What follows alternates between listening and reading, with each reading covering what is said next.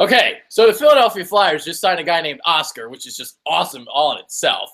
And by the way, this guy's a pretty good hockey player too. Oskar Lindblom signs an entry-level contract with the Flyers on Tuesday. We're here to talk about it today. Caleb Weiler's here. I'm Adrian Fedke. Happy early afternoon to everybody, and happy early afternoon to you as well, Caleb. Thank you, sir. It's a little early for a Bitter Bird show, but this is some pretty big news with the Flyers draft pick getting signed, and hopefully he's the winger that we need. So I'm excited to kind of dive into this a little bit.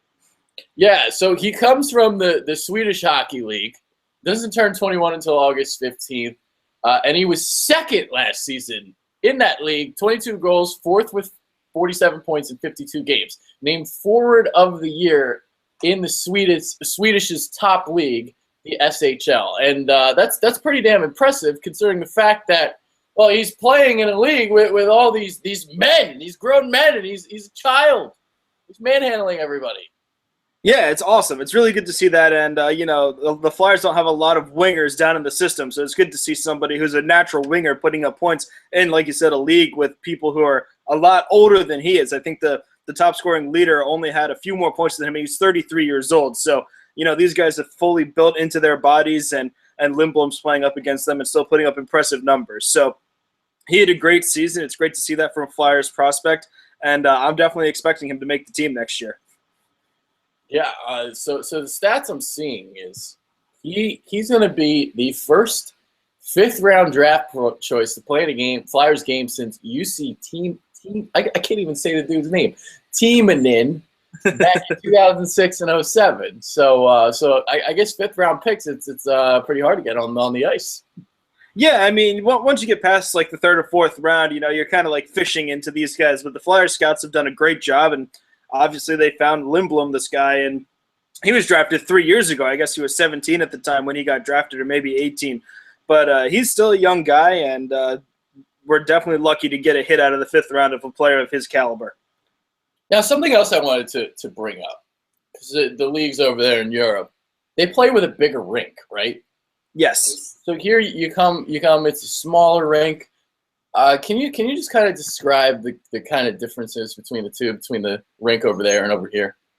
So basically, like you said, you get a lot more space with the European game, and you kind of got to see that if you watch the World Championships at all.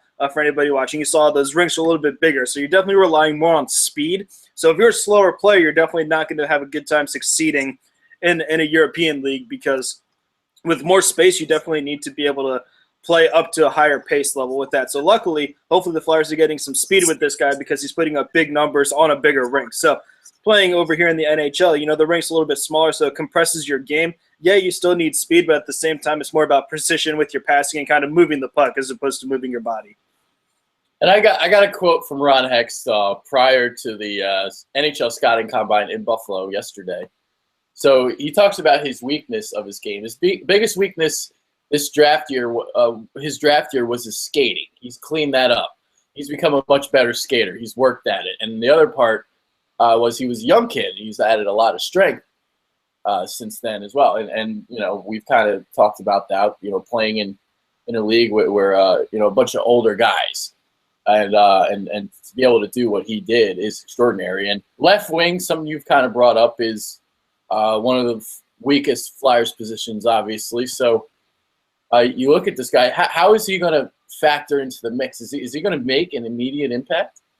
I would assume he would. I mean, like you look at the Flyers roster, and for left wing, they really don't have anybody. I mean, Voracek and Simmons sometimes go over that way, but generally, I'm pretty sure that they're normally right wingers. So adding somebody of this caliber, if he shows great in camp and can continue to play well throughout the preseason, I wouldn't be surprised if he was the starting left winger on the top line to start the year.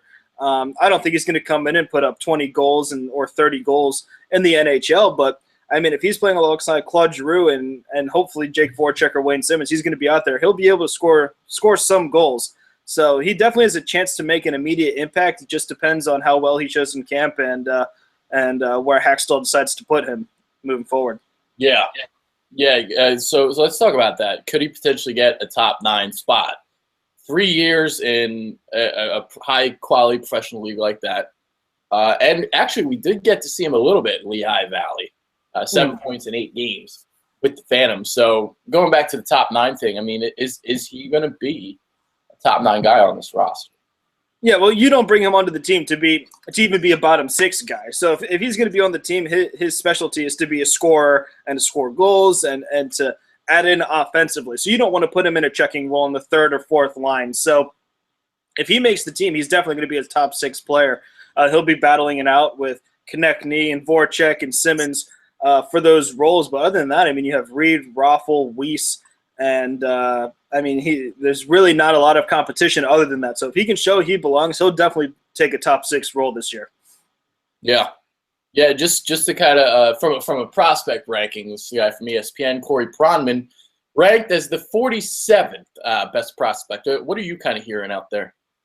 Yeah, I mean, obviously he's not a great prospect, but he did have the 4th overall in points and in the SHL. And like we said, he's playing against people who, in juniors, people are playing against people their age or younger. I mean, you look at somebody who's 18, 19 years old and playing in juniors, and he's playing kids who are 16, 17, and 18. So, Lindblom's actually playing up against people who've been playing hockey their entire lives. So he's definitely a great prospect for what the Flyers need. And right now, I mean, their depth at winger for their prospects is pretty low. So he's definitely at least a top 5 prospect for the Flyers right now, in my opinion.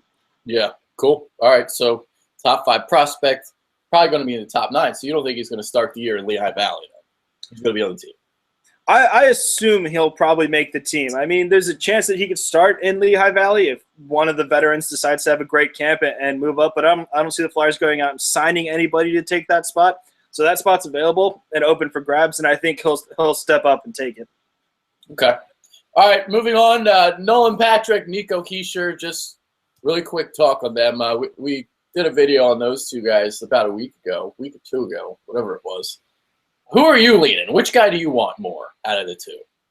For me, after kind of watching their highlights and looking into them, I'm hoping that the Devils pass on Patrick. He's been the guy who all along has been the number 1 prospect, but with Hischier coming up, there's a chance that the Devils might take him. Hischier's a little bit more flashy, but I like Patrick's game. Strong 2-way forward, a big player, and something that you can build your team around right down the middle. I think he would definitely start on the Flyers day 1. I think Hischier probably would start on the Flyers day 1 as well, but knowing Hextall, there's a chance he might send him back down to juniors. But if it was me and if Patrick falls to you, that's a gift. So that's who I would prefer. Yeah, so what are you thinking? It's probably say 75% chance Devils take Patrick?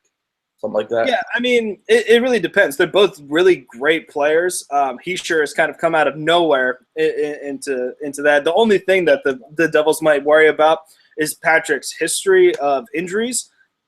But at the same time, you can't fully base a player's, draft stock off of that. So if I'm the Devils, I'm probably taking Patrick. I'm probably leaning more towards an 85% chance that they take him. But in that 15% chance that they take Hischier instead, I'll be happy. But don't get me wrong, I'd be happy with Hischier as well, but my choice would be Patrick. Gotcha. All right, moving on just quickly, some Stanley Cup final talk. First of all, I can't wait for the series to get back to Nashville because I love that they throw catfish on the ice. I think that's freaking awesome. So the question I have for you is, as Flyers fans, I think we should start a tradition. If we were to throw anything on the ice, what would it be? What do you think it would be? Well, we've already thrown bracelets on the ice, but if we're talking about a tradition, if we were going to throw something on the ice, it'd have to be something in regards to cheesesteaks. So probably not full cheesesteaks, but maybe cuts of cheese. I don't know. I don't like throwing things on the rink. Yeah, just dropping cheese right on the rink. I think that's what Philly fans would do if we were going to start a tradition. Try to throw the damn cheesesteak on the ice, miss it. You see the gobs of whiz just streaming down on the panels. Yeah. Knowing Philly, that would be the case. So. Oh man! So obviously the Penguins, they take Game 1, but a lot of people think that the Predators actually outplayed them in Game 1, and they think this is going to be a really good series.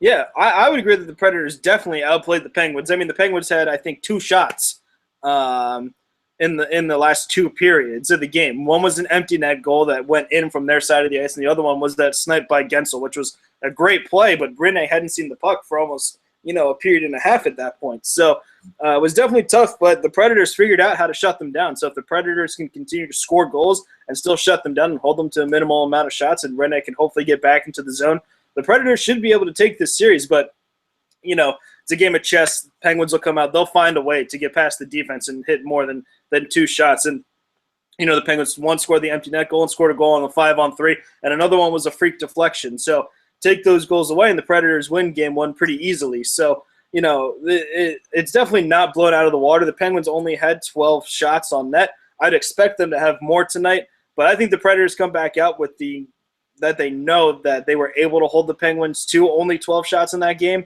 and just be able to come out. Hopefully they take game 2 tonight. Yeah, they just got to come out with a little bit more jam. That's all. Just a little bit more jam.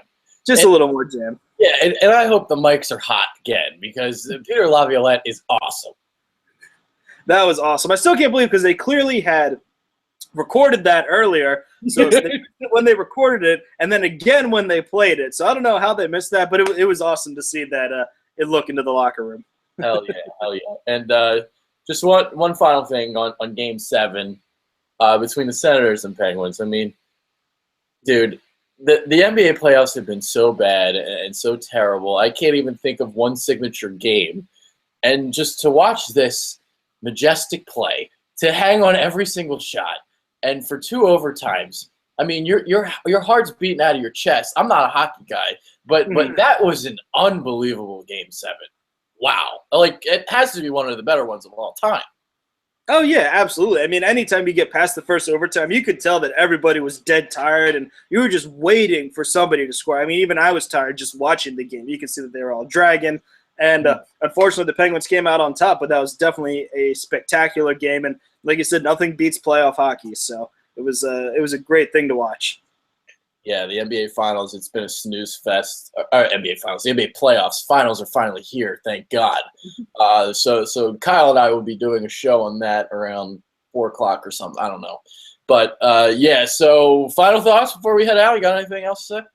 Final thoughts? I mean, the signing of Lindblom and the fact that the Flyers are getting the 2nd overall pick this year is going to be huge for the youth movement.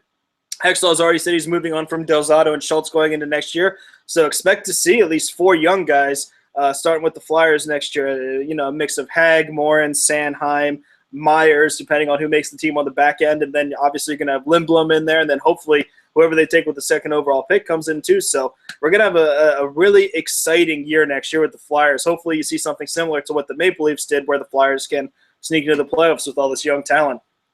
Hell yeah, that'd be great. It'd be great if someone in Philadelphia starts stepping up and making postseasons, and all of a sudden people start watching this show. So yeah, let's go Flyers. Let's go Flyers. There it is. All right. With that being said, that's Caleb Weiler. I'm Adrian Fedke. We'll get another show in for the draft. Yeah, absolutely. Why not? We'll do a mock draft too, even though I can only name 2 guys in this draft. We're out of here. Later. See you.